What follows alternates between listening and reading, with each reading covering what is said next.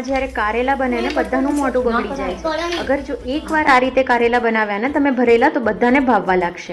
કારેલાને પીલ કરીને વચ્ચેથી આપણે એના બીજ નીકાળી લઈશું. હવે આને મેં મીઠું નાખીને આપણે 2-3 કલાક માટે છોડી દેવાનું છે. હવે તમે એને 2-3 પાણીથી ચોખ્ખા પાણીથી એને વોશ કરો, એકદમ ઘસીને, એટલે જે આપણને કારેલા કડવા લાગે છે ને એ નહીં લાગે. હવે આપણે અંદર ભરવા માટે મસાલો રેડી કરીશું. એની માટે મેં કોથમીર, લસણ, મરચાં અને ડુંગળીનો યુઝ કર્યો છે. આને આપણે મિક્સચર જારમાં ક્રશ નથી કરવાનું. આને તમે જે હેન્ડ ચોપર આવે છે એમાં ક્રશ કરજો, એટલે અધકચરું રાખવાનું છે. હવે આની અંદર આપણે રૂટીન મસાલા ધાણા જીરું, મરચું, હળદર, થોડો ગરમ મસાલો, બેસન અને થોડું ઓઇલ, મીઠું અને આમચૂર પાવડર આ નાખીને એકદમ મિક્સ કરી લો. હવે આ આપણે ભરીશું કારેલાની અંદર, જે આપણે ઓલરેડી વોશ કરીને રાખ્યા છે. મસાલો એકદમ સારી રીતે ભરવાનો છે, બિકોઝ અગર મસાલો સારો નહીં હોય તો કારેલા આપણને ખાવામાં અલગ અલગ લાગશે. તો અને પછી આપણે આને સ્ટીમરમાં સ્ટીમ કરીશું.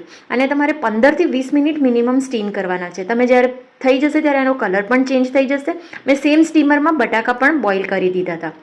હવે એક પેનમાં ઓઇલ લઈને એમાં જીરું, રાઈ, હિંગ એનો વઘાર કરીએ. એમાં આપણે ઓનિયન અને ટમેટો ચોપ કરેલા છે મેં આમાં એડ કરી દીધા. થોડી કોથમીર પણ મેં આમાં ચોપ કરી હતી.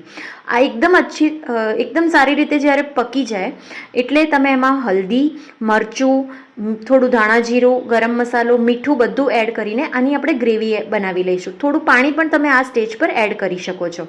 હવે આમાં જે આપણા બોઇલ થઈ ગયા છે કારેલા એ આમાં મૂકીને થોડુંક પાણી એડ કરીને આને સ્ટીમ થવા દો ફરીથી 10 થી 15 મિનિટ માટે.